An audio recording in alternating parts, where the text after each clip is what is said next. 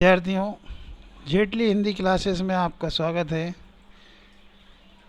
आज हम चर्चा करेंगे आप सभी के बीच में आचार्य रामचंद्र शुक्ल के जीवन के संबंध में।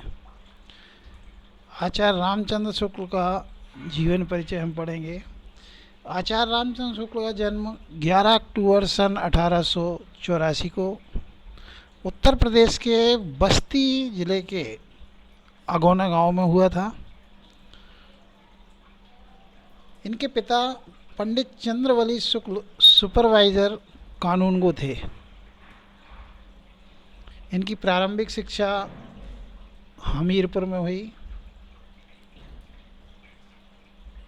शुक्ल जी ने एफए तक की शिक्षा प्राप्त की। शिक्षा समाप्ति पर जीविका उपार्जन के लिए मिर्ज़ापुर के मिशन स्कूल में ड्राइंग के शिक्षक हो गए। इस समय तक इनके लेख पत्र पत्रिकाओं में प्रकाशित होने लगे थे।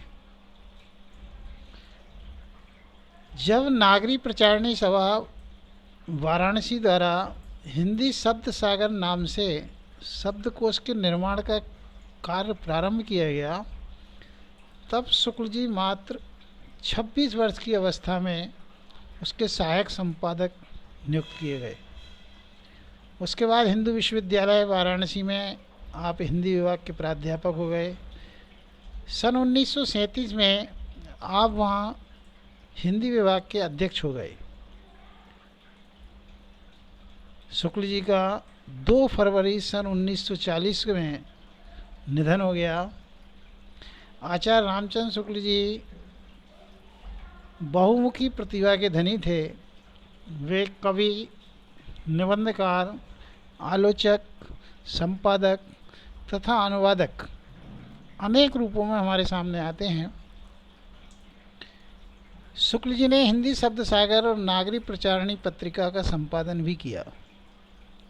उन्होंने अपने साहित्यिक जीवन में हिंदी को उच्च कोटि के निबंध, वैज्ञानिक समालोचनाएं, साहित्यिक ग्रंथ एवं सरल कविताएं प्रदान की। शुक्ल जी ने हिंदी में समालोचना और निबंध कला का एक उच्च आदर्श स्थापित किया। उनसे पहले की समालोचनाओं में गुण दोष विवेचन की ही प्रधानता थी। उन्होंने वैज्ञानिक ढंग की व्याख्यात्मक आलोचना पद्धति की शुरुआत की और जायसी, तुलसी तथा सूर के काव्यों पर उत्कृष्ट व्याख्यात्मक आलोचनाएं लिखी। शुक्ल जी ने करुणा, उत्साह, क्रोध, श्रद्धा और भक्ति आदि मनोविकारों पर सुंदर निबंध लिखे। उनके निबंध चिंतामणि नामक पुस्तक में संग्रहित हैं। चिंतामणि पर हिंदी साहित्य सम्मेलन की ओर से शुक्ल जी को मंगला प्रसाद पारितोषिक भी प्राप्त हुआ। उन्होंने हिंदी साहित्य का इतिहास नामक प्रामाणिक ग्रंथ लिखा, जिस पर हिंदुस्तानी एकेडमी प्रयाग ने उनको पुरस्कृत भी किया। आचार्य रामचंद्र शुक्ल की प्रमुख रचनाएं जो हैं निबंध संग्रह हैं, उनके चिंतामणि और विचार भी थी। आलोचनाएं लिखी उन्होंने त्रिवेणी और रसमीमांसा। इतिहास लिखा उन्होंने, हिंदी साहित्य का इतिहास लिखा। उनके जो विषय थे वो साहित्य के समस्त क्षेत्रों को स्पर्श करने वाली प्रतिभा समालोचना एवं निबंध के क्षेत्र में प्रखरता से परिलक्षित होते हैं। निबंध एवं आलोचना दोनों ही क्षेत्रों में शुक्ल जी ने लोक मंगल एवं नैतिक आदर्श को विशेष स्थान दिया है। निबंध रचना के क्षेत्र में उन्होंने सामाजिक उपयोगिता से संबंधित मानव मनोभावों पर सुंदर निबंध लिखे। शुक्ल जी ने मनोभावों संबंधी निबंधों के साथ ही समीक्षात्मक और सैद्धांतिक निबंधों की भी रचना की है। अब भाषा की बात करते हैं तो आचार्य रामचंद्र शुक्ल जी की भाषा परिष्कृत, पूर्ण एवं साहित्यिक खड़ी बोली है। इस भाषा में सौष्ठव है तथा उसमें गंभीर विवेचन की शक्ति है। शुक्ल जी की भाषा में व्यर्थ का शब्दावडंबर नहीं मिलता है।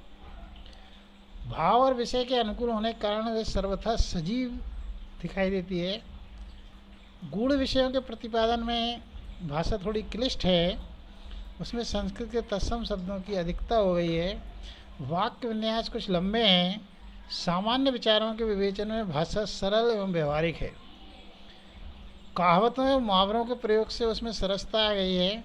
शुक्ल जी की भाषा व्यवस्थित तथा व्याकरण सम्मत है, उसमें कहीं भी शिथिलता देखने को नहीं मिलती है, और भाषा की इसी कसावट के कारण उसमें समास शक्ति पाई जाती है तथा कहीं कहीं तो भाषा सूक्तिमय बन गई है। जैसे बैर क्रोध का अचार या मुरब्बा है। शैली की बात करें तो उन्होंने समीक्षात्मक शैली, गवेषणात्मक शैली, भावात्मक शैली और हास्य विनोद एवं व्यंग्य प्रधान शैली को प्रमुखता दी है। आचार्य रामचंद्र शुक्ल ने अपनी असाधारण प्रतिभा द्वारा साहित्य की अनेक विधाओं में सृजन किया है, लेकिन उनकी विशेष ख्याति निबंधकार, समालोचक तथा इतिहासकार के रूप में ज़्यादा है। उन्होंने हिंदी में वैज्ञानिक आलोचना प्रणाली को जन्म दिया, निबंध साहित्य को समृद्ध किया तथा हिंदी साहित्य के इतिहास लेखन के लिए एक आधार प्रदान किया। शुक्ल जी की भाषा तथा शैली आने वाले साहित्यकारों के लिए आदर्श रूप है। वे युग प्रवर्तक, निबंधकार के रूप में जाने जाते हैं।